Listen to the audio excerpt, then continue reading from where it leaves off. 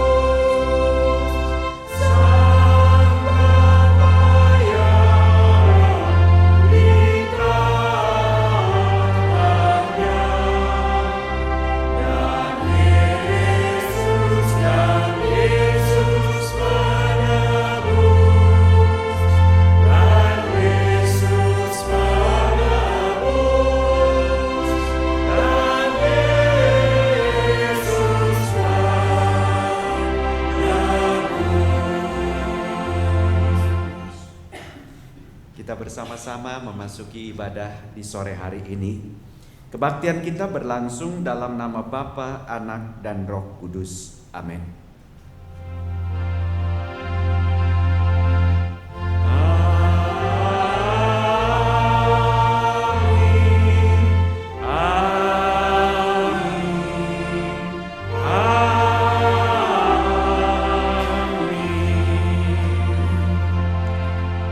Kasih karunia dan damai sejahtera dari Allah Bapa kita dan dari Tuhan Yesus Kristus menyertai saudara sekalian. Silakan duduk Bapak Ibu saudara sekalian. Amsal pasal yang kedua ayat 6 sampai 8 adalah firman Tuhan yang mau mendasari ibadah kita di sore hari ini. Dalam Amsal pasal 2 ayat 6 sampai 8 tercatat demikian. Karena Tuhanlah yang memberikan hikmat, dari mulutnya datang pengetahuan dan kepandaian. Ia menyediakan pertolongan bagi orang yang jujur, menjadi perisai bagi orang yang tidak bercela lakunya, sambil menjaga jalan keadilan dan memelihara jalan orang-orangnya yang setia. Demikian firman Tuhan yang mendasari ibadah kita saat ini. Kita bersama-sama menaikkan pujian, Tuhan, Engkaulah hadir.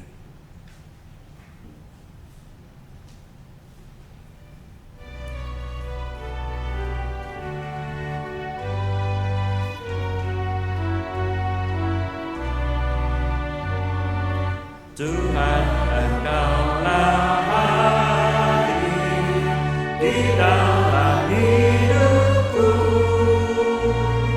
sama dengan udara, ku hirup kasih-Mu. Dalam denyut jantungku, kuasa-Mu bekerja.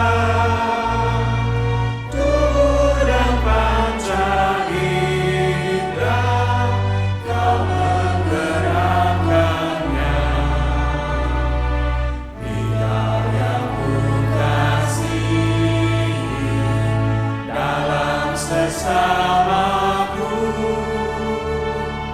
Engkau yang aku puji dalam ciptaan-Mu.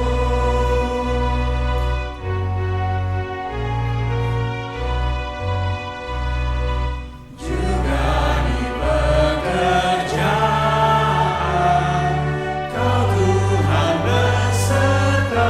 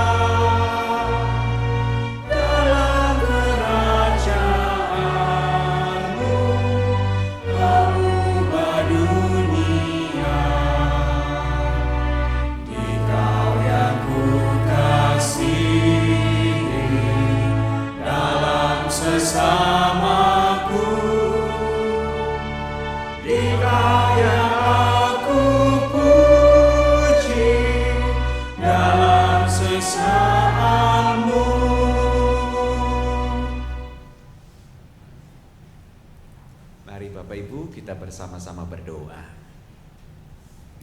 Saat ini diberikan kesempatan kepada Bapak Ibu Saudara sekalian untuk berdoa secara pribadi. Datanglah pada Tuhan, bawalah apa yang menjadi beban-bebanmu, bawalah apa yang menjadi kerinduanmu. Tuhan mau mendengar doa-doamu di dalam ketulusanmu. Silakan.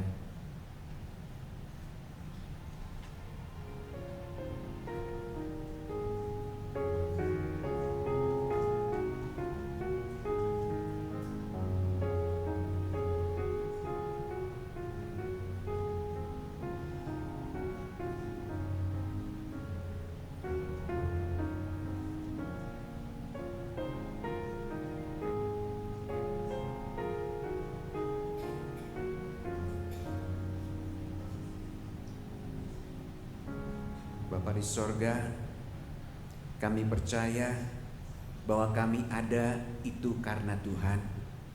Tuhanlah yang membentuk kami, dan Tuhanlah yang menyiapkan apa yang kami butuhkan dalam hidup kami.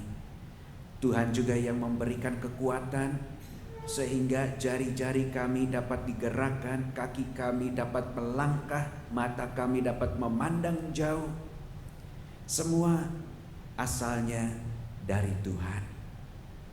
Ampuni kami Bapa, kami kurang menyadari akan penyertaan Tuhan dalam hidup kami, sehingga setiap kali ketika kami melakukan atau menjalani hidup, yang kami pikirkan, yang kami rasa, itu adalah hal yang utama yang menggerakkan hidup kami. Sehingga kadangkala apa yang kami lakukan dalam hidup ini membuat Tuhan kecewa, membuat Tuhan menangis. Ampuni kami Tuhan, ampuni.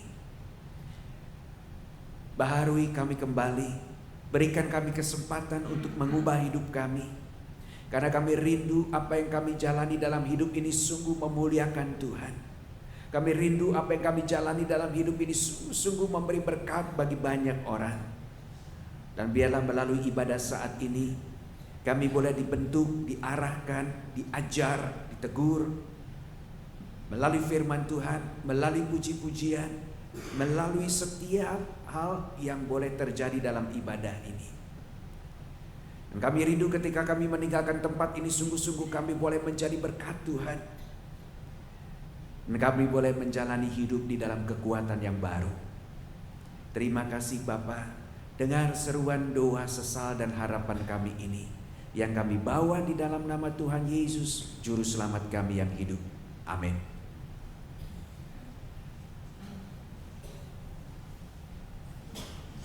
Pada kaki salib-Mu, I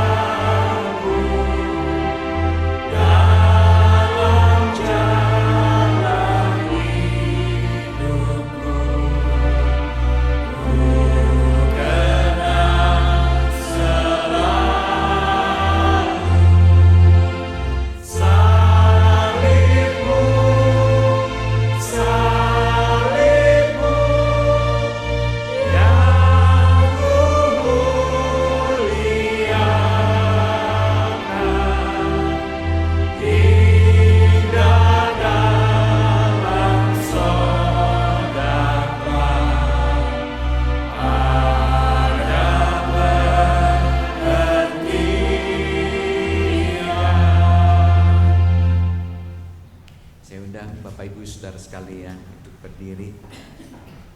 Saudara, sesungguhnya Allah kita itu Allah yang sungguh mengasihi saudara, yang tidak pernah mau meninggalkan saudara, yang tetap mau hadir dalam hidup saudara.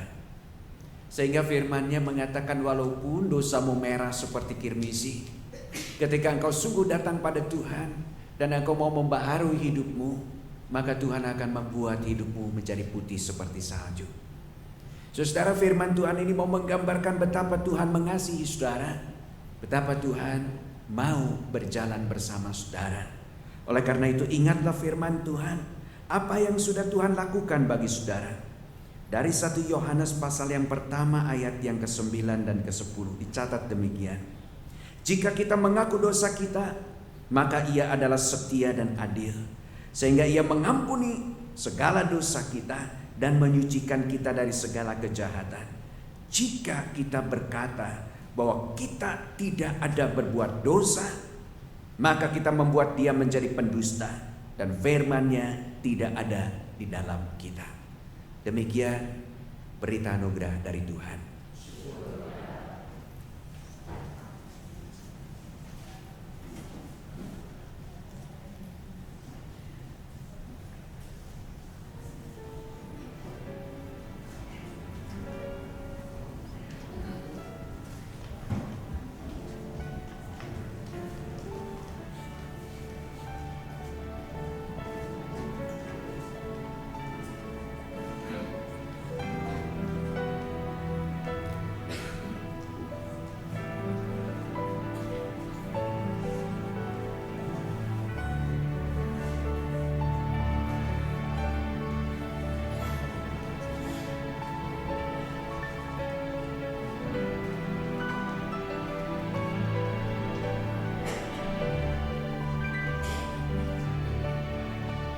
Puji Tuhan, haleluya.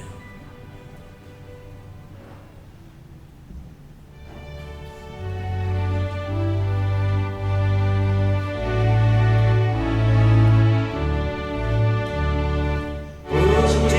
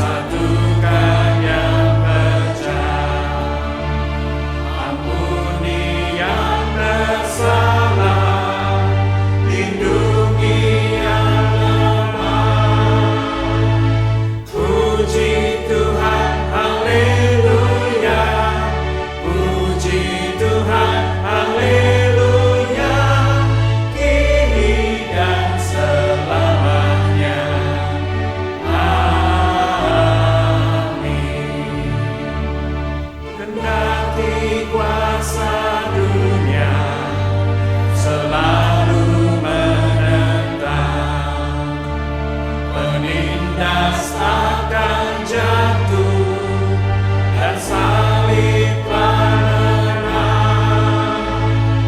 Puji Tuhan, haleluya. Puji Tuhan, haleluya. Kini dan selamanya. Amin.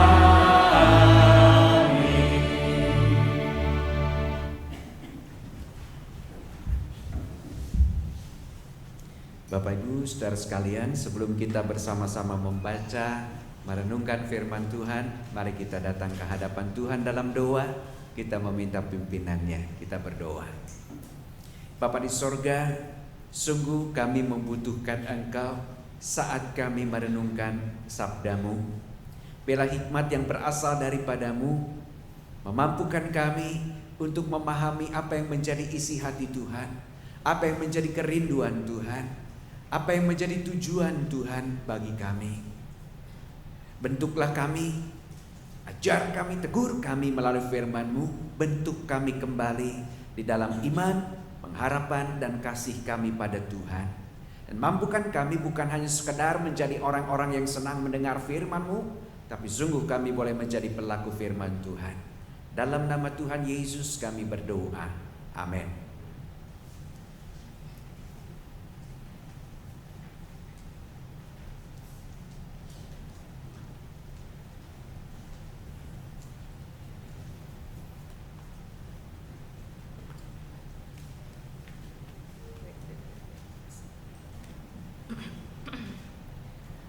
Kejadian 22 ayat 1 sampai 14.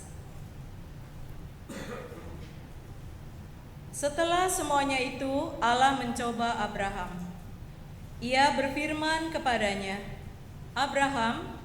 Lalu sahutnya, "Ya Tuhan."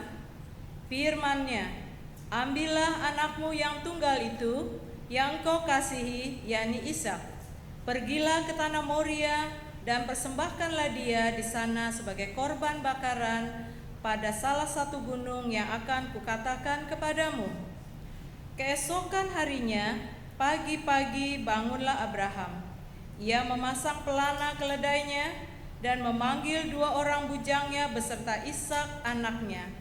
Ia membelah juga kayu untuk korban bakaran itu, lalu berangkatlah ia dan pergi ke tempat yang dikatakan Allah kepadanya. Ketika pada hari ketiga Abraham melayangkan pandangnya, kelihatanlah kepadanya tempat itu dari jauh. Kata Abraham kepada kedua bujangnya itu, "Tinggallah kamu di sini dengan keledai ini. Aku beserta anak ini akan pergi ke sana. Kami akan sembahyang. Sesudah itu kami kembali kepadamu." Lalu Abraham mengambil kayu untuk korban bakaran itu dan memikulkannya ke atas bahu Ishak anaknya. Sedang di tangannya dibawanya api dan pisau. Demikianlah keduanya berjalan bersama-sama. Lalu berkatalah Ishak kepada Abraham ayahnya, "Bapa," sahut Abraham. "Ya anakku." Bertanyalah ia, "Di sini sudah ada api dan kayu, tetapi di manakah anak domba untuk korban bakaran itu?" Sahut Abraham, "Allah yang akan menyediakan anak domba untuk korban bakaran baginya, anakku." Demikianlah keduanya berjalan bersama-sama. Sampailah mereka ke tempat yang dikatakan Allah kepadanya. Lalu Abraham mendirikan mezbah di situ, disusunnyalah kayu, diikatnya Ishak anaknya itu, dan diletakkannya di mezbah itu di atas kayu api. Sesudah itu Abraham mengulurkan tangannya, lalu mengambil pisau untuk menyembelih anaknya. Tetapi berserulah malaikat Tuhan dari langit kepadanya, "Abraham, Abraham," sahutnya. "Ya Tuhan." Lalu ia berfirman, "Jangan bunuh anak itu dan jangan kau apa-apakan dia, sebab telah kuketahui sekarang bahwa engkau takut akan Allah dan engkau tidak segan-segan untuk menyerahkan anakmu yang tunggal kepadaku." Lalu Abraham menoleh dan melihat seekor domba jantan Di belakangnya yang tanduknya tersangkut dalam belukan. Abraham mengambil domba itu, lalu mengorbankannya sebagai korban bakaran pengganti anaknya. Dan Abraham menamai tempat itu Tuhan menyediakan. Sebab itu sampai sekarang dikatakan orang, di atas gunung Tuhan akan disediakan.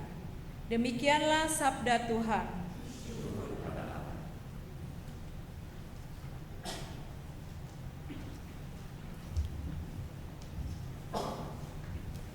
Kita akan menanggapi bacaan tadi dengan Mazmur 13.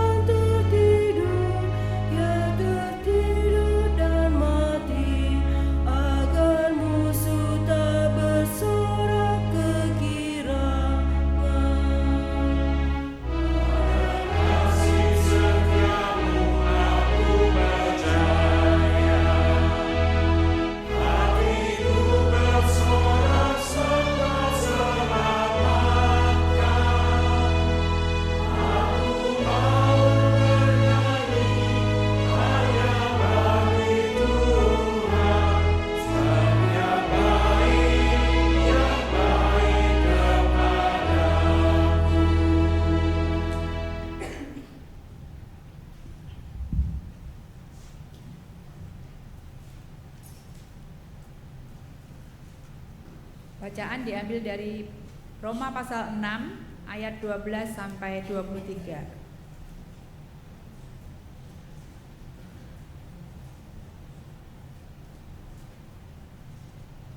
Sebab itu hendaklah dosa jangan berkuasa lagi di dalam tubuhmu yang fana, supaya kamu jangan lagi menuruti keinginannya.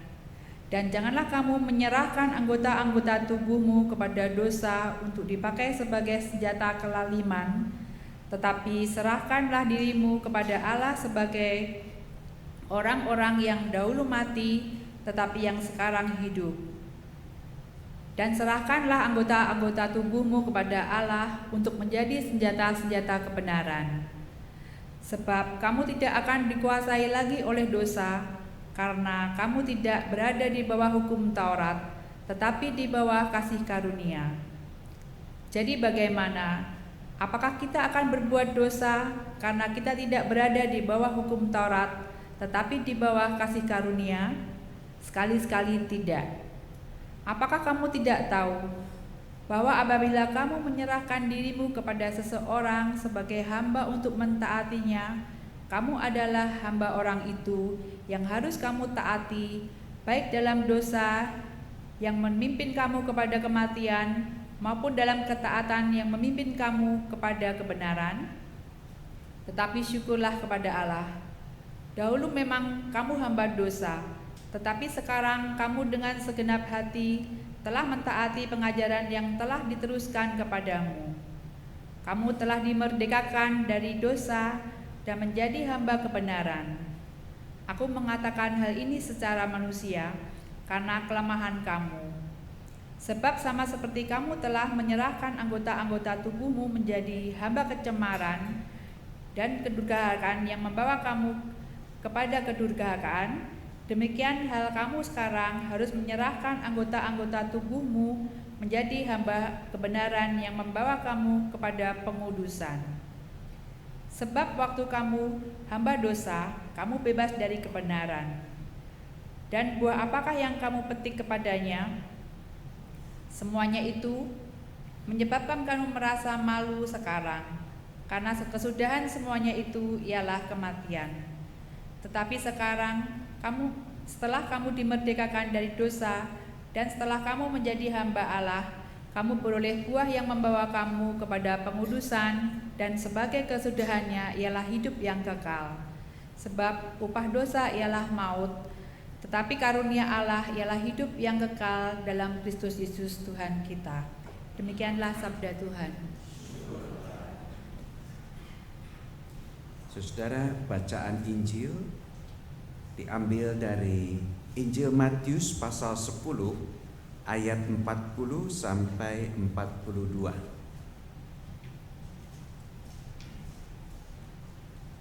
Injil Matius pasal 10 ayat 40 sampai 42. Dicatat demikian.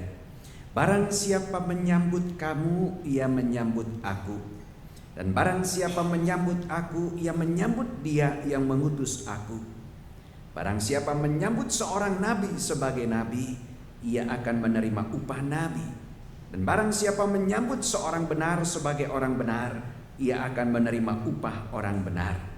Dan barang siapa memberi air sejuk secangkir saja pun kepada salah seorang yang kecil ini, karena ia muridku, aku berkata kepadamu, sesungguhnya ia tidak akan kehilangan upahnya daripadanya. Saudara yang berbahagia adalah saudara dan saya dan yang membaca, mendengar firman-firman Tuhan, yang sebentar akan merenungkannya serta memelihara dalam kehidupan saudara sehari-hari. Haleluya. Haleluya, haleluya, haleluya.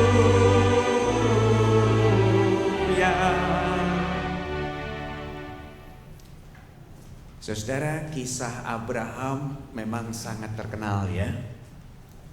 Mengorbankan anaknya. Namun di balik kisah Abraham ini, saudara, kita belajar tentang satu hal yang luar biasa dari Abraham. Bahwa ketika Tuhan mengatakan pergi dari sini, dia pergi, saudara.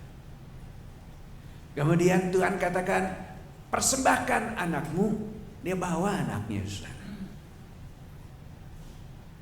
Saudara, mengapa Abraham bisa melakukan hal ini, saudara? Karena Abraham tahu siapa dia. Abraham juga tahu siapa Tuhannya. Ya. Saudara, Tuhan ingin saudara mengenal Tuhan. Bagaimana caranya saudara mengenal Tuhan? Saudara hanya bisa mengenal Tuhan ketika saudara mulai sadar diri, ya, siapa saudara di hadapan Tuhan. Saudara, biasanya orang baru sadar diri, saudara, kalau udah ke pojok, kalau udah ketekan, kalau udah berada dalam situasi yang sulit, baru dia sadar diri. Ya. Coba saudara, begitu udah mulai jantungnya mengap-ngap, Gitu saudara ya. Kemudian nafasnya udah setengah-setengah di ruang ICU, saudara. Kabel-kabel semuanya, selang-selang udah mulai dipasang, saudara ya. Dan saat itu saudara hanya tinggal berpikir, sampai kapan, saudara. Oh Tuhan, aku nyesel kenapa banyak makan panggang babi, Tuhan. Aku nyesel kenapa aku begini, kenapa aku begitu. Nyeselnya kemudian ya, saudara ya. Kenapa, saudara? Karena nggak pernah sadar diri. Orang yang sadar diri itu seperti apa, saudara? Orang yang sadar diri itu adalah orang yang mendengar dan orang yang mengalami dan orang yang sungguh-sungguh mau menundukkan diri. Itu sebabnya mengapa Yesus mengatakan, saudara, di dalam Matius pasal yang ke-10 ayat 40 sampai 42. Ini bagian dari pengajaran Yesus ketika Yesus mengajarkan tentang siapa yang mau menjadi murid Tuhan. Siapa yang bisa menjadi murid Tuhan? Siapa yang bisa sungguh-sungguh menjadi orang yang berkenan di hadapan Tuhan? Saudara, Tuhan Yesus mengajarkan orang yang sungguh-sungguh bisa menjadi murid Tuhan atau orang yang mengalami kehadiran Tuhan dalam hidupnya adalah orang-orang yang dalam Lukas 14 dikatakan mengasihi Tuhan lebih daripada yang lain. Kira-kira bisa nggak, saudara, mengasihi Tuhan lebih daripada yang lain?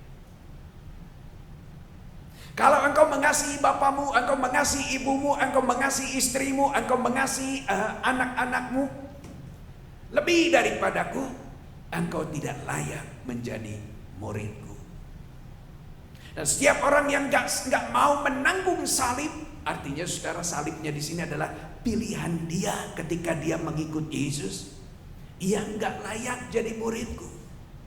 Jadi artinya apa, saudara? Artinya Tuhan mau saudara dan saya yang mengaku bahwa kita ini adalah murid Tuhan, yang mengaku bahwa kita adalah anak-anak Tuhan, menaruh Kristus itu menjadi pusat, menjadi sentral dalam kehidupan saudara. Yesus mau supaya dalam pikiran saudara ada Dia. Yesus mau dalam hati saudara ada Dia.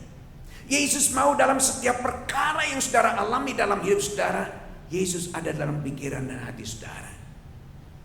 Dan saudara menjawab setiap persoalan saudara di dalam pikiran dan hati Tuhan. Ya. Dan saudara, itu sebabnya saudara, Tuhan Yesus mau mengajar saudara pada saat ini untuk belajar menjadi murid Tuhan. Gimana caranya, saudara? Yang pertama yang Tuhan ajarkan, fokus. Fokus pada apa, saudara?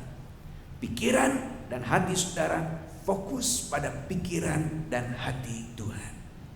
Itu yang diajarkan Rasul Paulus. Dalam Kolose 3 dikatakan, hendak pikiranmu dan hatimu diarahkan pada perkara di atas. Bahkan Rasul Paulus mengatakan hal yang sama, saudara, dalam Filipi 2 ayat yang kelima. Hendaklah kamu dalam hidupmu bersama menaruh pikiran dan perasaan yang terdapat juga dalam Kristus Yesus. Jadi orang Kristen adalah orang yang berpikir seperti Tuhan berpikir. Orang yang merasa seperti Tuhan merasa. Pertanyaannya, gimana mungkin saya bisa berpikir seperti Tuhan, bisa merasa seperti Tuhan? Pikiran Tuhan kan begitu luas, begitu lebar, begitu dalam. Bagaimana mungkin bisa ditangkap oleh pikiran kita yang kecil ini? Ya, bagaimana saya bisa menangkap perasaan Tuhan yang begitu dalam, yang begitu lebar, begitu luas, ditangkap dengan perasaan yang kecil ini? Saudara, itu menurut saudara. Yang Tuhan ajarkan di sini adalah, kalau kita udah mulai mengarahkan pikiran dan hati kita pada Tuhan, pada firman-Nya, maka pada saat itu saudara mulai belajar menundukkan diri pada firman-Nya. Saudara, Tuhan tahu yang membuat saudara gak bisa berpikir dan merasa di dalam Tuhan itu karena ini, saudara. Ya, karena hidup saudara kadang-kala digerakkan oleh apa yang saudara pikirkan, apa yang saudara rasa. Ketika saudara mulai mengatakan, aku gak bisa, jadilah gak bisa, saudara. Ketika saudara mengatakan, aku memang bodoh, jadilah bodoh, saudara. Ketika saudara mengatakan, aku bisa, maka saudara bisa melakukan hal itu. Itu sebabnya Tuhan mengajarkan pada saudara, hendaklah pikiranmu, hatimu dikendalikan oleh apa? Oleh pikiran dan perasaan Tuhan. Sehingga saudara bisa melihat setiap perkara dalam hidup saudara dengan cara pandang yang lain. Ketika dunia mengajarkan pada saudara ini nggak mungkin, ini mustahil. Namun firman Tuhan mengajarkan bagi Allah tidak ada yang mustahil. Ini cara berpikir Tuhan. Ya. Jadi cara berpikir Tuhan itu beda dengan cara berpikir dunia. Yes, Pak Pendeta, saya tahu Pak Pendeta bahwa orang Kristen harus berpikir di dalam Tuhan, merasa di dalam Tuhan. Tapi kok susah banget ya Pak Pendeta? Ya saudara ya, susah banget menjalankan firman Tuhan itu. Kembali lagi adanya di sini, saudara. Apa saudara? Ikatan yang mengikat pikiran dan hati saudara. Kira-kira apa yang mengikat pikiran dan hati saudara sehingga saudara gak bisa menjadi pelaku firman? Kalau diajak pikir sekarang bingung saudara. Apa gitu saudara ya? Kan firman Tuhan mengajarkan begini, kalau kamu setia dalam perkara kecil, maka kamu juga akan setia dalam perkara yang besar. Kita mulai dari perkara yang kecil ya. Saya ingin bertanya pada saudara perkara yang kecil. Siapa di antara saudara yang gak bisa makan kalau gak ada sambal? Siapa di antara saudara yang gak bisa makan kalau gak ada kerupuk-kerupuk? Siapa di antara saudara yang gak bisa hidup kalau gak ada kopi? Siapa di antara saudara yang gak bisa makan kalau gak ada kuah-kuah ya saudara ya? Kenapa? Karena pikiran saudara mengatakan gak bisa, jadilah gak bisa. Itu yang disebut dengan ikatan. Mengapa disebut ikatan? Karena saudara merasa senang ada dalam situasi diikat seperti itu. Ya, mungkin saudara masih bingung. Saya berikan contoh saudara. Jangan cari contoh orang lain lah, diri sendiri aja saudara ya. Saudara, saya lahir di Bandung. Waktu kecil saya di Bandung, masih zaman saya itu masih dingin saudara ya. Jadi pagi-pagi setelah sarapan pagi sebelum berangkat sekolah, mami saya sudah siapkan 11 gelas kopi. Kami 7 bersaudara plus papi saya plus mami saya jadi 9 orang saudara. Jadi yang mau lebih boleh saudara. Siang hari setelah pulang sekolah saudara, kami makan siang. Dan setelah makan siang kami sudah lihat di meja udah ada 11 gelas kopi. Kami minum lagi kopi saudara. Malam dingin saudara, sebelum tidur saudara, mami saya udah siapin lagi 11 gelas kopi. Kami minum kopi lagi. Jadi kalau orang bilang ngopi gak bisa tidur, kami terbalik, belum ngopi belum bisa tidur saudara gitu ya. Dan itu terjadi dari hari ke hari, bulan ke bulan, tahun ke tahun. Saya udah diikat belum Tuhan saudara? Tanpa saya sadari, lingkungan yang ada di sekitar saya udah mengikat saya saudara. Sampai saya udah sekolah pendeta saudara, saya gak sadar bahwa saya diikat saudara ya. Pokoknya itu hal yang membuat saya nikmat dalam hidup ini saudara ya. Sampai saya udah ditabisin jadi pendeta saudara ya. Sampai saya berkeluarga. Saudara tahu orang yang diikat itu seperti apa? Saya ceritakan pada saudara. Pagi-pagi saya bangun pagi, kemudian saya saat teduh. Kemudian setelah saya saat teduh saya berdoa. Setelah berdoa saya keluar kamar. Begitu keluar kamar yang dicari kopi dulu atau istri dulu? Nah itu orang yang diikat saudara. Yang dicari ikatannya dulu saudara. Nih mana kopinya saudara. Setiap hari saudara saya bertanya seperti itu. Untung aja istri saya gak marah saudara ya. Kok gak cari dia saudara ya. Malah cari kopi saudara. Saudara, sampai satu hari ketika saya keluar dari kamar, saya bertanya, Mi mana kopinya? Istri saya mengatakan, hari ini keluarga kita tidak ada yang ngopi. Waduh saudara, kalau udah ratu bilang begitu saudara ya, berarti seluruh anggota keluarga harus yes gitu saudara ya. Namun Tuhan kasih otak sama saya saudara ya. Dan otak saya, otak saudara kalau bekerja itu cepatnya lebih cepat dari Pentium 7 saudara. Saya langsung udah ada analisanya, udah ada jalan keluarnya, tinggal saudara pilih mau yang kemana gitu saudara ya.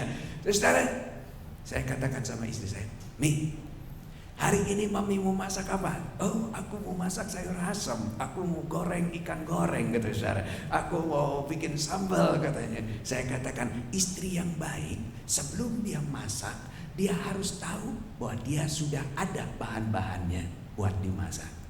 Oh, aku udah ada katanya. 2 hari yang lalu aku udah ke pasar, udah ditaruh katanya di kulkas. Coba pikirin lagi, apakah garamnya kurang, vecinnya kurang, kecapnya kurang. Istri saya mulai mikir, ini kenapa suami kok nanyain saudara soal dapur, saudara ya. Biasanya nggak pernah nanya, saudara ya.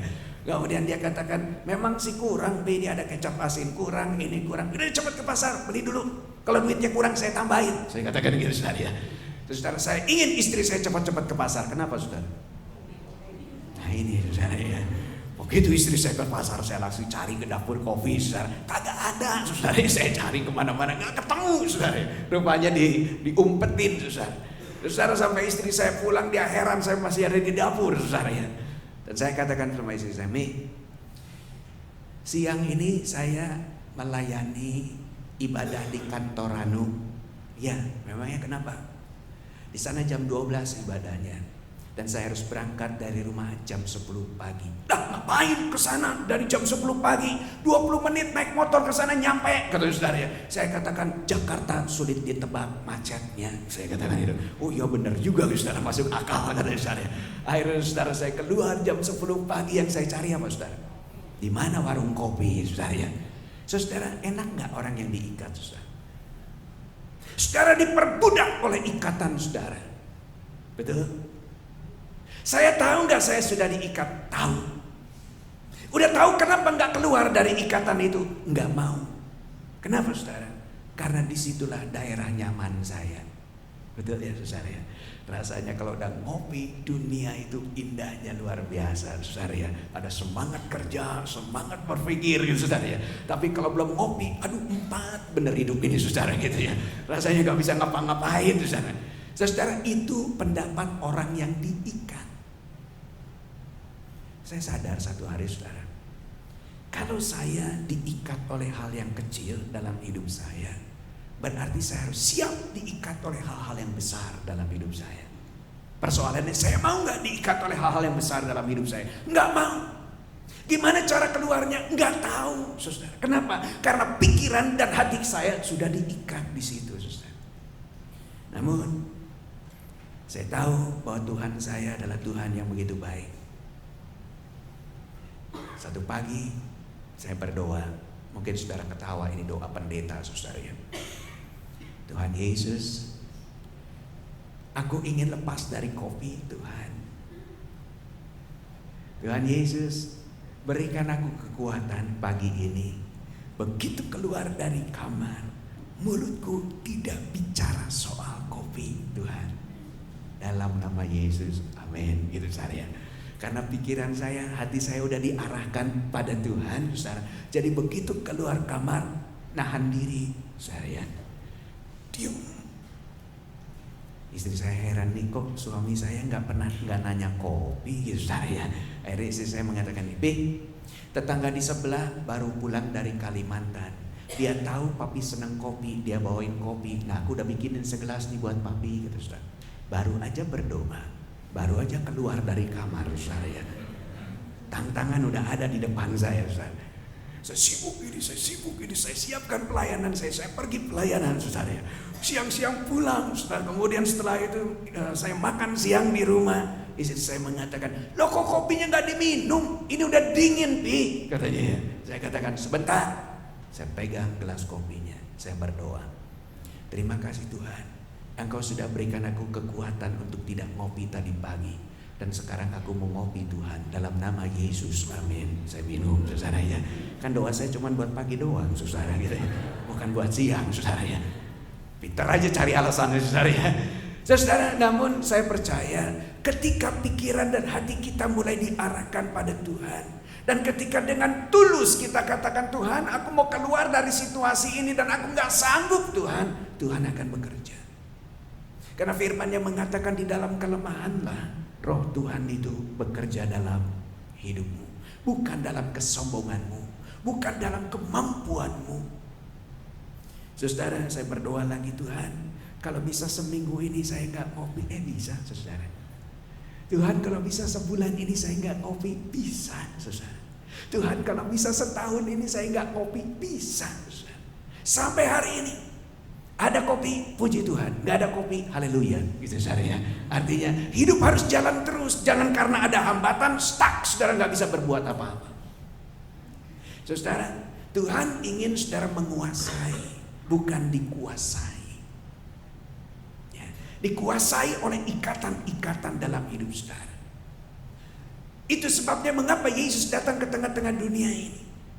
Yesus mau menuntun saudara menerobos hal-hal yang sulit saudara lakukan dalam hidup ini. Dan firman-Nya mengatakan bersama dengan Tuhan kita mampu melakukan hal-hal yang besar. Di luar Tuhan engkau tidak sanggup berbuat apa-apa. Ya. Dan Tuhan mengatakan tinggal di dalam aku dan aku akan tinggal di dalam kamu. Ayo berjalan bersama dengan aku. Karena engkau akan mampu melakukan segala hal bersama dengan Tuhan. Saudara, itu hal yang pertama, saudara. Dan itu dihayati oleh Abraham sedemikian rupa. Sehingga ketika Tuhan mengatakan pergi, dia pergi. Karena dia tahu Tuhan akan bekerja. Saudara, dapat saudara bayangkan ketika Abraham mengatakan pada pembantunya, aku pergi mau sembahyang dengan anakku ini, dan nanti aku akan kembali lagi. Kalau dalam bahasa Ibrani, kembali lagi dengan selamat, artinya dia bersama dengan anaknya. Kok bisa yakin, saudara? Kenapa, saudara? Karena dia tahu siapa bapaknya. Seorang anak yang mengenal bapaknya, dia akan sangat percaya penuh dan dia yakin bapaknya gak akan berbuat macam-macam. Jangan jauh-jauh deh, saudara. Kalau saudara punya anak, satu hari saudara jalan-jalan bersama anak saudara, tiba-tiba anak saudara langsung nongkrong di satu tempat, langsung ambil es krim, langsung makan di sana. Kok yakin benar, saudara? Siapa yang bayarin, saudara? Dia yakin orang tuanya akan datang ke situ dan bayar, betul nggak, saudara? Ya, kok bisa yakin begitu? Karena dia tahu siapa orang tuanya, dia tahu siapa bapaknya, dia tahu siapa ibunya. Demikian juga dengan Abraham, dia tahu siapa Tuhannya. Walaupun saat dia membawa anaknya untuk dikorbankan saat itu, saya percaya hati orang tua yang seperti apa, saudara, ketika harus membawa anaknya dan dikorbankan anaknya untuk Tuhan, pasti menangis, saudara, pasti menjerit, ya. Namun Abraham tetap lakukan itu karena dia tahu dikatakan Tuhan yang akan menyediakan. Yakinnya luar biasa, saudara.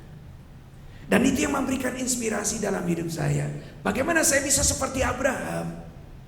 Caranya hanya satu, saudara, yaitu menundukkan diri di hadapan Tuhan.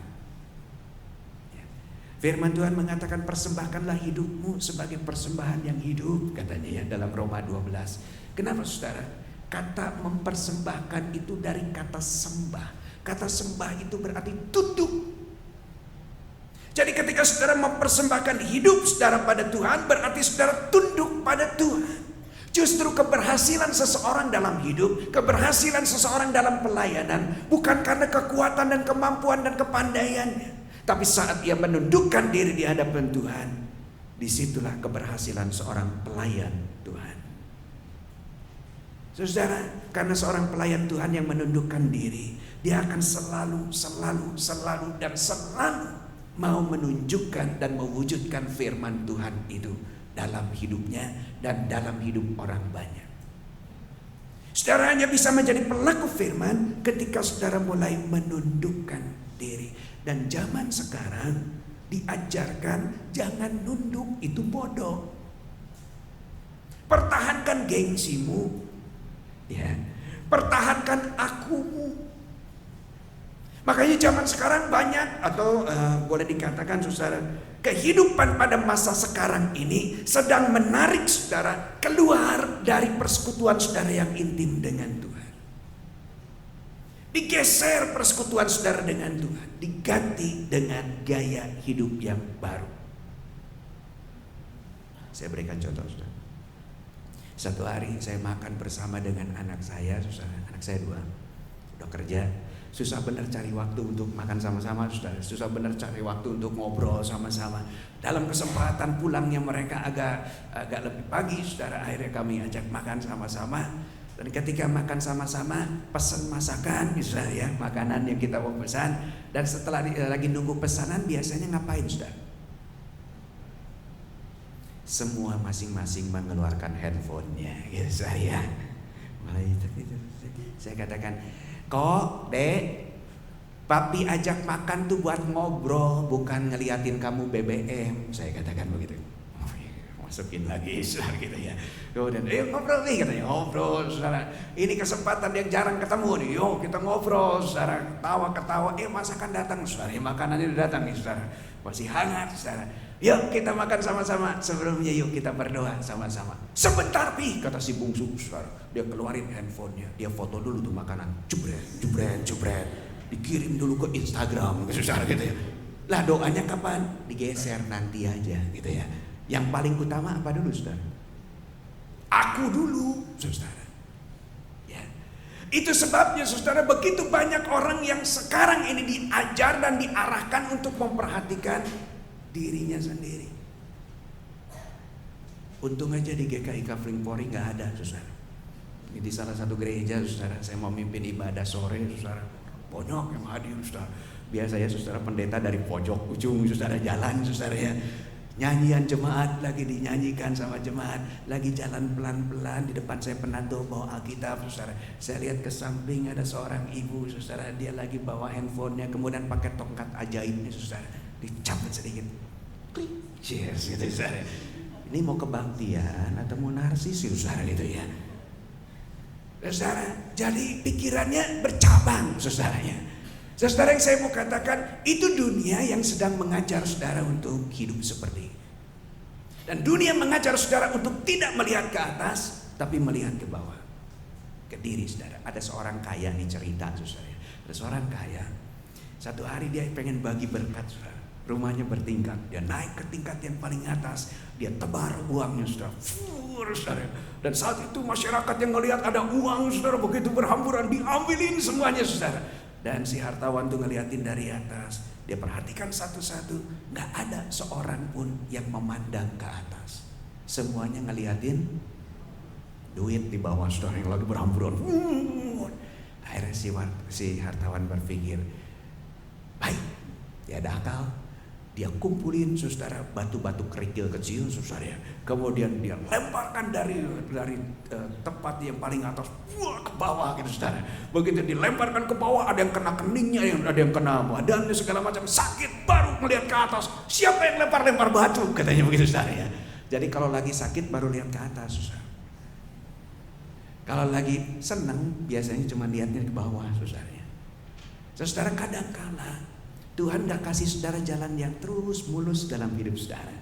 Karena kalau terus mulus dalam hidup saudara, saudara gak akan pernah melihat ke atas. Itu sebabnya Tuhan izinkan juga kesukaran ada dalam hidup saudara. Sakit penyakit ada dalam hidup saudara. Tekanan hidup ada dalam hidup saudara.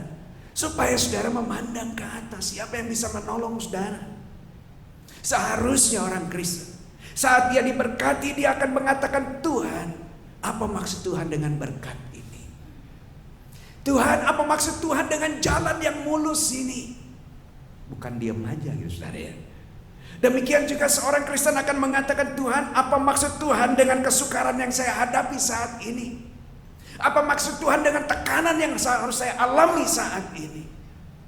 Apa maksud Tuhan dengan kekecewaan yang harus saya alami saat ini? Saudara, firman-Nya mengatakan Tuhan turut bekerja di dalam setiap perkara dalam kehidupan saudara. Baik hal-hal yang kecil maupun hal-hal yang besar. Dan Dia hadir dalam hidup saudara, mau membentuk saudara. Menjadi orang-orang yang semakin tunduk dan semakin tunduk. Karena firman-Nya mengatakan, ketika engkau direndahkan, maka engkau akan ditinggikan. Siapa yang tinggiin? Tuhan, ya. Bukan saudara, tapi Tuhan yang meninggikan saudara. Kadang-kala, saudara, Tuhan mengajar kita dengan hal-hal yang sulit. Satu hari, memang dari dulu saya selalu mengandalkan ini, saudara. Kalau nggak masuk akal, rasanya nggak deh gitu saudara ya. Semuanya harus masuk akal saya dan bisa saya rasakan. Satu hari kami mengalami sebuah pergumulan yang besar. Akhirnya kami harus menarik diri dari sebuah pelayanan di salah satu gereja. Saudara tahu kalau pendeta itu selalu mendapat rumah pastori selama pendeta itu melayani, betul ya saudara ya. Namun karena saya mengundurkan diri, berarti saya harus keluar dari pastori. Tabungan yang ada saudara di kami itu 18 juta. Anak-anak kami lagi sekolah. Kami dulu tinggalnya di daerah Kelapa Gading. Dan akhirnya kami berpikir kita harus mulai sewa rumah nih sementara ya, saat menunggu pelayanan yang lain. Dicari rumah yang disewain setahun, semua pasang harganya 28 juta. Jadi nggak mungkin 18 juta gitu ya. Akhirnya dengan bijak kami katakan, ibu atau bapak bisa nggak setengah tahun aja kami sewa rumahnya. Nggak ada yang mau saudara disewain setengah tahun, maunya setahun atau 2 tahun begitu saudara ya. Nah saudara, kami cari ke sana, kami cari ke sini. Akhirnya kami berpikir, ya sudahlah kalau begitu anak-anak pun harus keluar dari wilayah Kelapa Gading dan kita harus cari sekolah lain. Walaupun resikonya saudara, saya harus mengeluarkan dana lagi untuk uang pendaftaran lagi buat anak-anak, untuk uang segala macam saudara. Dan akhirnya saudara bisa bayangkan saudara ya. Namun saudara, satu ketika istri saya sedang mengantarkan anak saya sekolah, dia diberitahu oleh temannya bahwa di kompleks Anu itu ada sayur apa itu saudara. Dan itu jarang saudara, saya lupa tuh namanya, di sayur apa saudara. Dia pergi ke daerah itu, ke kompleks itu. Begitu sampai di kompleks itu, setelah belanja dia mau pulang, dia lihat ada oma-oma lagi nyapu di depan rumahnya saudara ya. Dan di depan rumahnya itu ada kain besar saudara, tulisannya rumah mau dijual. Langsung parkir mobilnya saudara ya. Dan di sini saya menghampiri si oma, "Oma, ini rumah mau dijual?" "Betul," kata si oma. "Bisa nggak jangan dijual dulu, kami sewa dulu setengah tahun ya." "Enggak, dari dulu juga saya mau jual di rumah, saya udah nggak betah di sini," katanya. "Oke, tapi jadi nggak bisa disewa?" "Nggak bisa," katanya. "Ya sudah dong saudara ya." Dan saat itu si oma mengatakan, "Memangnya kenapa sih?" "Ya kami lagi cari tempat tinggal sementara dulu sebelum kami dapat tempat tinggal yang disiapkan," gitu ya. Si oma jadi bingung, apa yang disiapkan gitu saudara ya. Ditanya lagi, "Suaminya kerjanya apa?" "Pendeta," katanya. "Oh pendeta, begini aja dek, Ade beli rumah ini, besok kita ke notaris, besok kita buka tabungan di BCA," katanya ya. "Berapa aja setiap bulan suamimu ada duit masukin ke dalam tabungan itu." Ada nggak yang jual rumah kayak gitu susah? Kayaknya nih oma ini udah pikirannya udah beda nih saudara gitu ya. Akhirnya saudara, ketika istri saya mengatakan, "Wah saya harus bicara dulu sama suami saya." "Ayo ngomong udah, cepet deh," katanya, ngobrol sama suaminya kan saudara. Besoknya saya datang ke rumah si oma. "Oma, saya suami yang ibu kemarin datang ke sini." "Oh pendeta ya," katanya. "Iya betul oma. Begini pendeta, saya udah bilang sama istri Pak Pendeta, besok kapan ya, atau kalau bisa secepatnya deh besok deh, katanya kita ke notaris, kemudian Pak Pendeta bisa dapat rumah ini. Berapa aja setiap bulan Pak Pendeta ada duit masukin ke tabungan." Wah saya katakan, bisa puluhan tahun tuh oma, nggak peduli kata saudara. Karena memang rumahnya tusuk sate, rumah lama saudara gitu ya. Jadi bangunannya udah lama gitu saudara. Akhirnya saya nggak mau saudara si oma ini ya, karena udah tua sekarang ngomong A besok bisa B gitu saudara ya. Akhirnya saya katakan, "Oma anaknya ada berapa?" "Ada 11 katanya. "Bisa nggak dikumpulin hari Sabtu kita ngobrol sama-sama?" "Boleh," kata saudara. Akhirnya di hari Sabtu yang udah dijanjikan semua anak-anaknya ngumpul saudara. Kemudian saya katakan, maksud saya saudara dengan ucapan si oma ini, anak yang paling besar nanya ke mamanya, Mama ngomong begitu sama Pak Pendeta?" "Iya, pokoknya mau jual nih rumah," kata. "Pokoknya tiap bulan tuh pendeta harus masukin dana berapa aja yang dia punya, masukin ke dalam tabungan." Anaknya bilang, "Tuh Pak Pendeta, Mama udah bilang begitu, ini rumah Mama," katanya. "Ya, itu hak Mama mau jual kayak begitu." Ya udah. Akhirnya Dibeli dengan cara apa saudara? Kalau saya ada duit 400.000, 500.000 masukin di situ saudara. Kalau ada berkat lebih 1 juta masukin di situ saudara. Walaupun saya bingung saudara mau kapan selesainya ini saudara ya. Namun saudara, begitu banyak cara Tuhan yang gak pernah saya duga. Kakak-kakak saya ini ada 6 saudara. Mendengar bahwa saya mencari rumah atau membeli rumah dengan cara begitu. Ini yang dari Belanda langsung telepon. Immanuel, maluin keluarga beli rumah kayak begitu katanya ya. Itu nggak baik kayak begitu katanya. Kita udah rapat keluarga. Oh, bingung saudara kapan rapatnya mereka saudara. Rupanya main telepon ini mereka semua. Berapa semuanya sisanya? Sekian. Dia bilang, saya katakan sekian lagi. Baik, kalau begitu saya akan transfer. Mungkin minggu depan saya transfer dana yang kamu butuhkan. Langsung bayar sama si Oma. Dan jangan ngutang lagi, maluin katanya. Apalagi pendeta ngutang lagi katanya saudara. Waduh, saya di satu sisi senang, di sisi yang lain diomelin saudara. Ya udah saudara. Akhirnya dananya minggu depan datang, kemudian saya bayarin sama si Oma. Si Oma memandang saya, dia katakan, saya sudah merasa pasti Pak Pendeta nggak akan setahun juga ada lunas. Rupanya dia udah punya pikiran saudara gitu ya. Saya berpikir, kok bisa berpikir begini si Oma saudara. Ya sudah saudara ya. Setelah itu kakak-kakak saya mengatakan begini, dananya udah dibayarin belum? Udah, saya katakan. Ya sekarang nanti kakak kamu yang di Surabaya akan buka tabungan. Kamu tiap bulan masukin dananya ke sana. Ya cuma dioper doang saudara gitu ya. Ngutangnya tetap sama gitu saudara ya. Saudara, saya berjuang setahun itu untuk memenuhi apa yang dibutuhkan, tapi yang tetap aja gak bisa nutupin saudara ya. Gak bisa sampai yang diharapkan. Sampai setahun itu semua kakak-kakak kami mengatakan, ya sudah Immanuel, tutup tabungannya. Dan yang kekumpul saat ini udah berapa? Sekian. Ya udah sumbangin aja ke gereja. Ya udah disumbangin ke gereja saudara. Setelah itu ya sudah, saya menempati rumah itu. Baru 3 tahun persoalan timbul. Kenapa saudara? Karena rumahnya itu lebih pendek dari jalan yang selalu ditinggiin karena banjir kan saudara ya. Jadi hujan gede dikit airnya masuk ke dalam rumah. Wah, kalau udah hujan gede dikit saudara disiukin, air dari dalam dibuang keluar gitu saudara ya. Dan wah, itu jadi pekerjaan yang enggak efektif saudara. Sampai saudara, saya melihat tabungan saya ada sekitar 5 juta lebih. Saya berpikir saya mau pelur depannya dengan semen saudara, supaya seenggaknya sama dengan jalan, sehingga air itu nggak akan masuk ke dalam gitu ya saudara ya.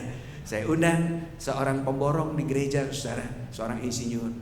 Dia datang ke rumah saya, dia lihat, dia ketok-ketok tiangnya saudara. Setelah diketok-ketok tiangnya, Pak Pendeta boleh nggak naik ke atas ke para? Oh boleh, saya katakan. Dia ke atas ke para saudara.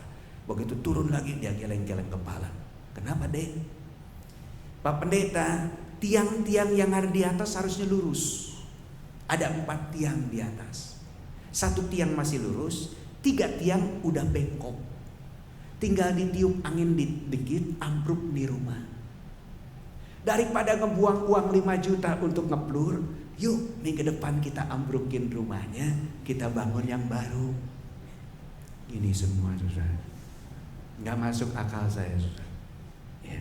Saya katakan enggak deh, saya hanya mau ngeplur aja, tahu diri saudara ya. Dan dia katakan begini, Pak Pendeta, 2 bulan yang lalu Pak Pendeta berkhotbah di gereja. Dan Pak Pendeta katakan orang Kristen adalah orang yang hidup karena imannya. Dan saya ingin belajar hidup dalam iman itu kayak gimana Pak Pendeta. Saya jadi mikir saudara, kayaknya salah khotbah nih saya saudara gitu ya. Dan saya mulai berpikir, wah ini tantangannya luar biasa saudara. Dan dia katakan begini, kita ngimpi aja Pak Pendeta, kita ngimpi.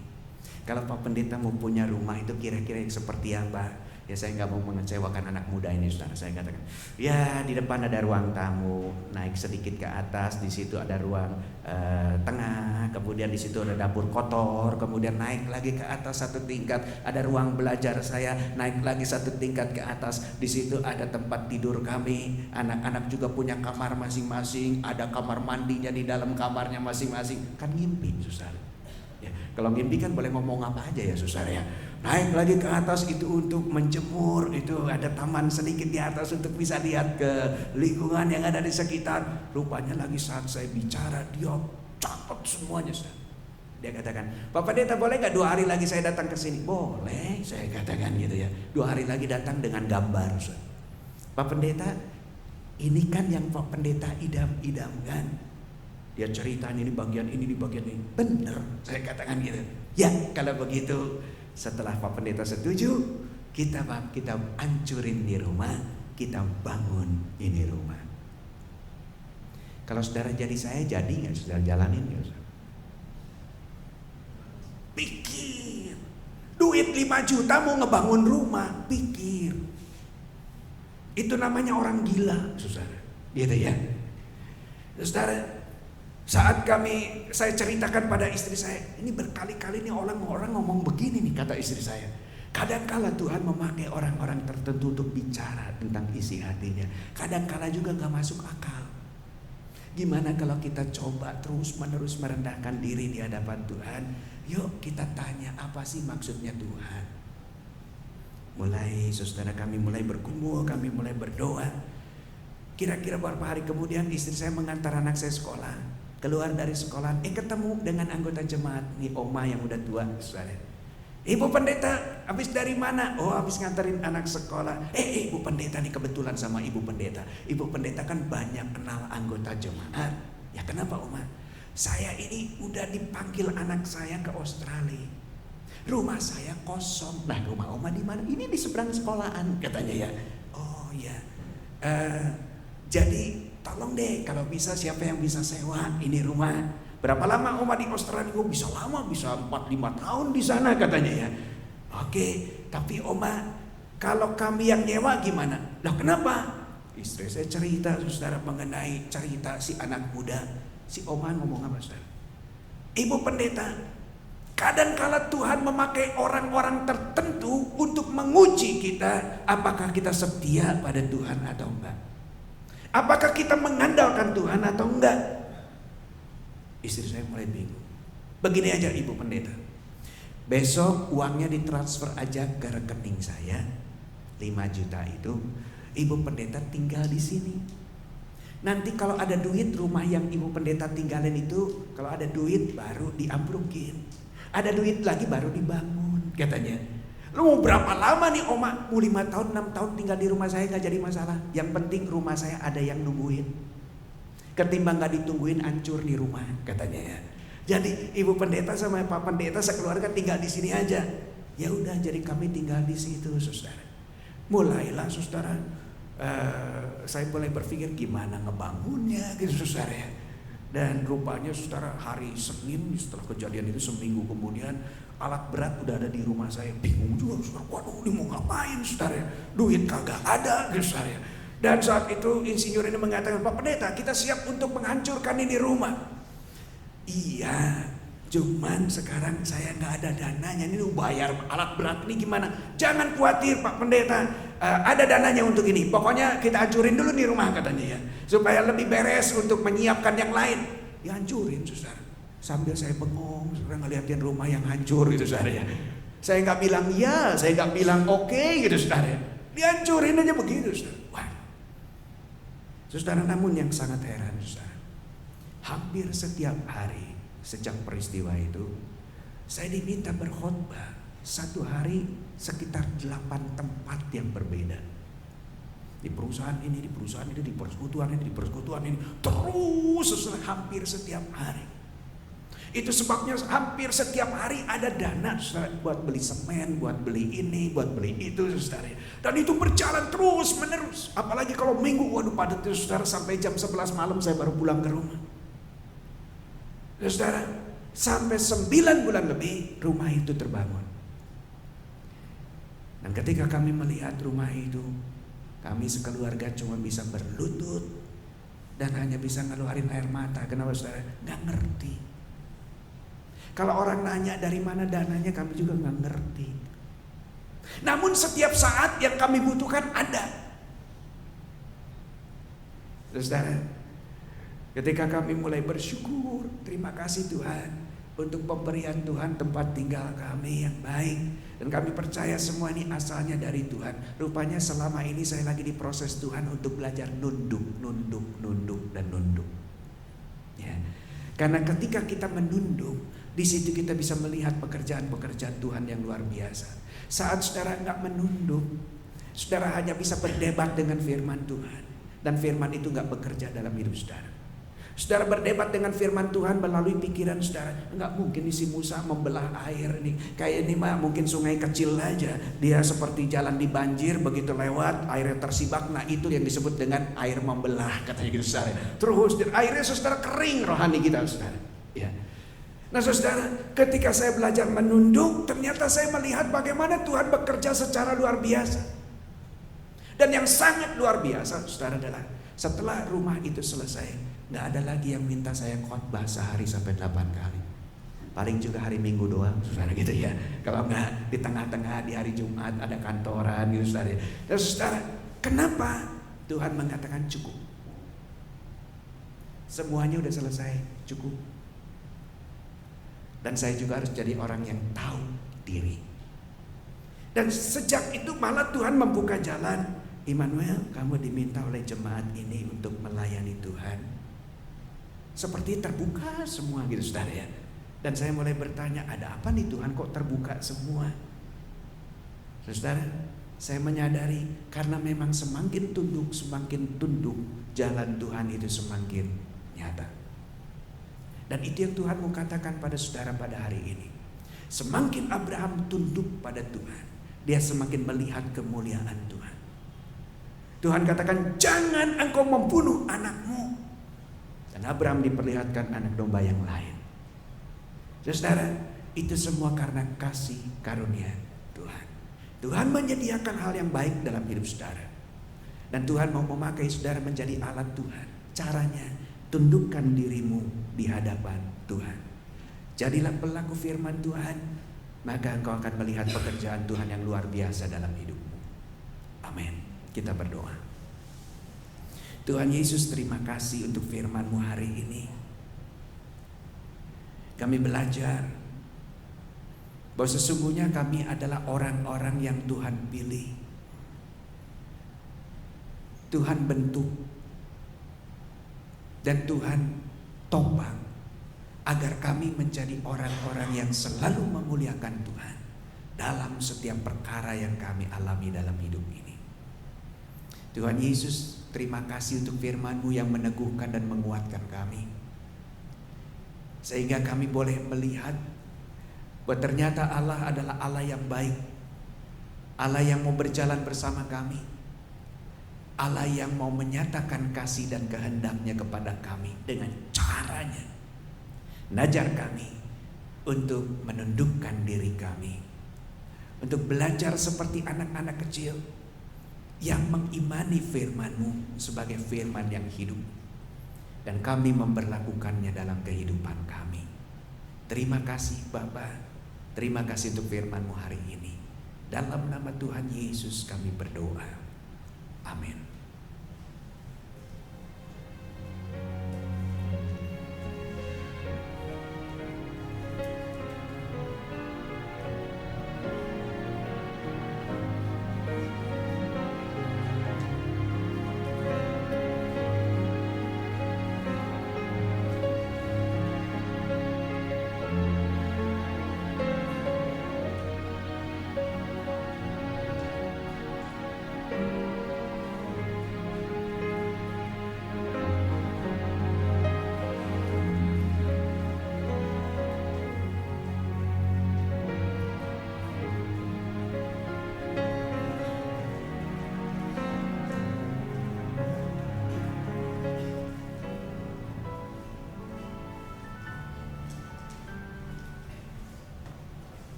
Umat dimohon untuk berdiri.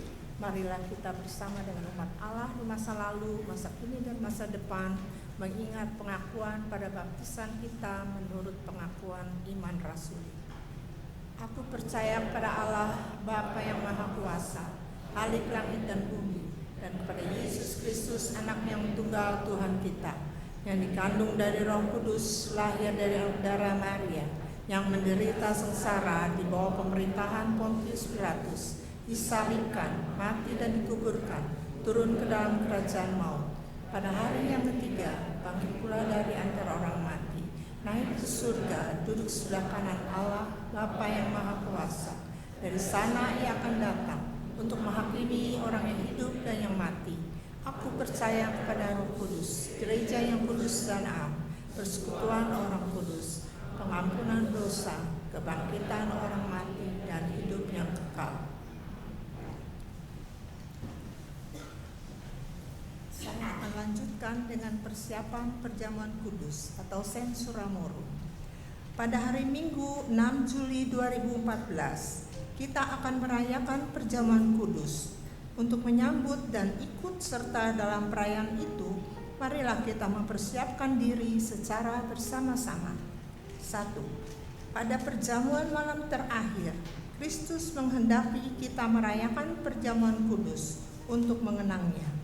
Mengenang Kristus berarti mengalami kehadirannya, seperti murid-muridnya dahulu mengalami kehadirannya bersama mereka. Mengenang Kristus juga berarti menyadari secara pribadi seluruh kehidupan Kristus yang diberikannya bagi keselamatan dunia, sejak ia lahir, melayani, menderita sengsara, mati, dibangkitkan, dan dimuliakan di surga. Marilah kita merenungkannya.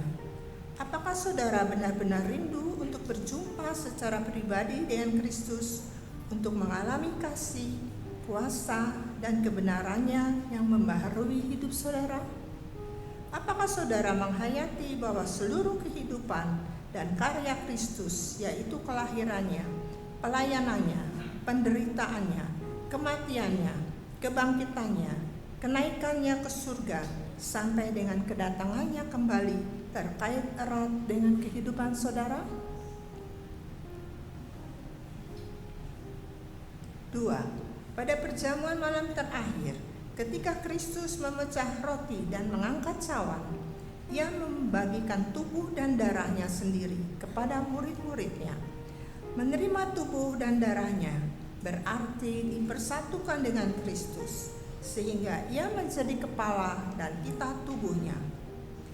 Menerima tubuh dan darahnya berarti dipersatukan dengan semua orang yang menerimanya, juga menjadi satu tubuh dan satu roh. Marilah kita merenungkannya.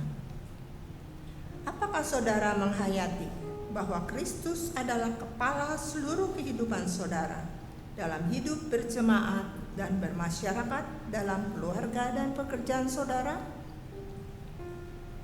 Apakah saudara menghayati bahwa saudara adalah anggota tubuh Kristus yang saling mengasihi seorang terhadap yang lain?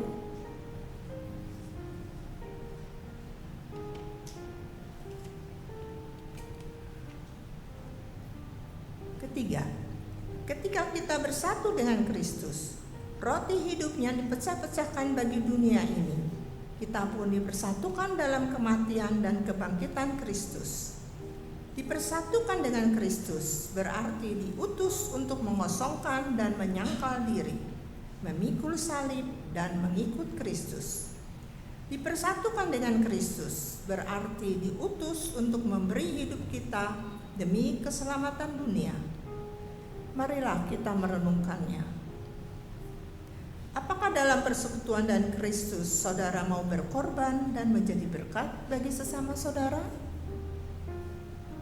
Apakah saudara menyadari bahwa sebagai anggota tubuh Kristus di tengah dunia, saudara menjadi mata dan telinga bagi Kristus yang melihat dan mendengarkan serta peduli terhadap kebutuhan dan masalah sesama saudara? Sudahkah saudara menjadi mulut bagi Kristus yang menyuarakan kebenaran dan keadilan dalam lingkungan saudara? Sudahkah saudara menjadi tangan bagi Kristus yang berkarya memperjuangkan damai sejahtera di muka bumi?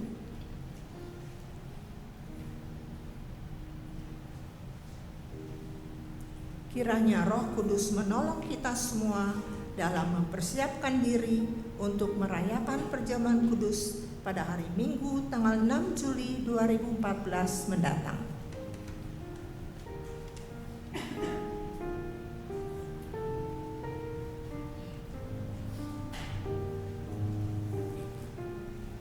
Mari jemaat Tuhan kita bersama-sama berdoa. Tuhan Yesus, terima kasih kami boleh diingatkan dalam ibadah ini bahwa kami harus menjadi orang-orang yang memuliakan Tuhan di dalam setiap aspek kehidupan kami. Tuhan Yesus, berkati gereja-Mu di tempat ini. Biarlah melalui kehadiran gereja-Mu, begitu banyak orang boleh datang pada Tuhan, bertemu dengan Tuhan. Oleh karena itu kami ingin berdoa secara khusus untuk pendeta, para penatua, para aktivis, program-program pelayanan yang ada di gereja ini. Tuhan jamah dan berkati, sehingga melalui setiap orang yang melayani Tuhan di tempat ini, gereja-Mu boleh menjadi berkat bagi setiap mereka yang datang ke tempat ini. Tuhan, berikan sukacita dan damai Tuhan kepada para pelayan Tuhan di tempat ini. Kami juga ingin berdoa untuk perjamuan kudus pada tanggal 6 Juli mendatang.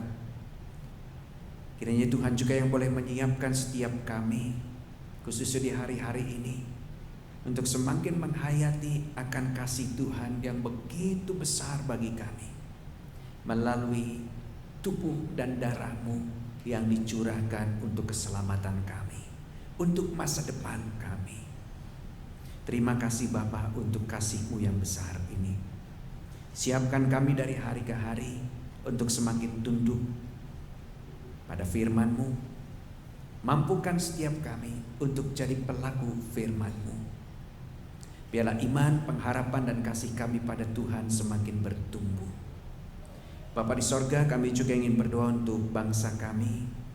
Saat bangsa kami mempersiapkan seorang pemimpin bagi bangsa kami, Tuhan tolong Engkau yang menciptakan damai sejahtera di bumi Indonesia ini, dengan memakai setiap kami dan setiap gereja-Mu menjadi alat Tuhan yang menabur damai sejahtera di bumi Indonesia ini. Dan kami percaya Tuhan akan siapkan seorang pemimpin yang baik, yang takut akan Tuhan bagi bangsa kami.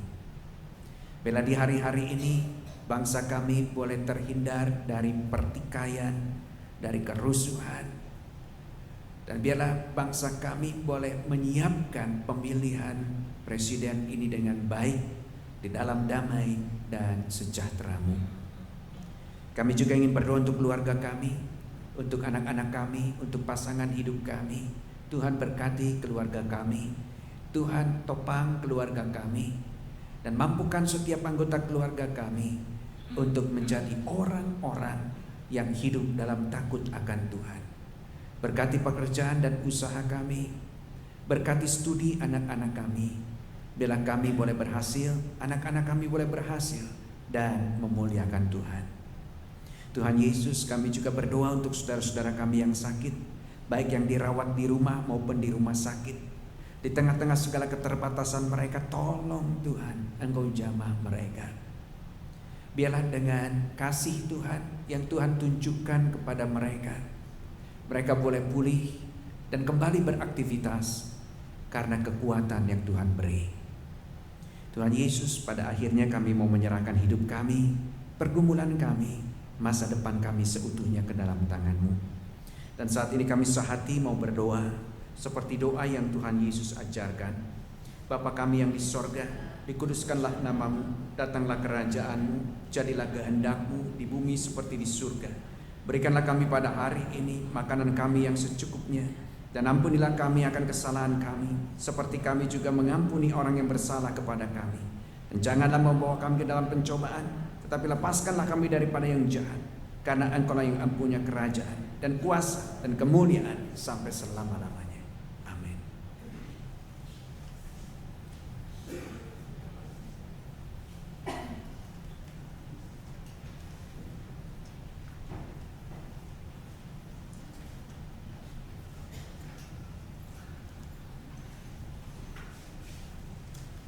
Puji Tuhan, firman Tuhan telah tersampaikan dengan baik bagi kita semua sore hari ini. Kita sungguh diberkati oleh Tuhan melalui firman-Nya. Dan saat ini kita akan membawa persembahan kita yang telah kita siapkan yang terbaik bagi kemuliaan Tuhan. Dan saat ini persembahan kita akan dilandasi dari firman Tuhan yang terambil dari Mazmur 136 ayatnya yang pertama. Bersyukurlah kepada Tuhan sebab Ia baik, bahwasanya untuk selama-lamanya kasih setianya. Sambil kantong-kantong persembahan akan diedarkan, kita akan iringi persembahan kita dengan menaikkan pujian dari PKJ 150. Ya Tuhan, hanya inilah.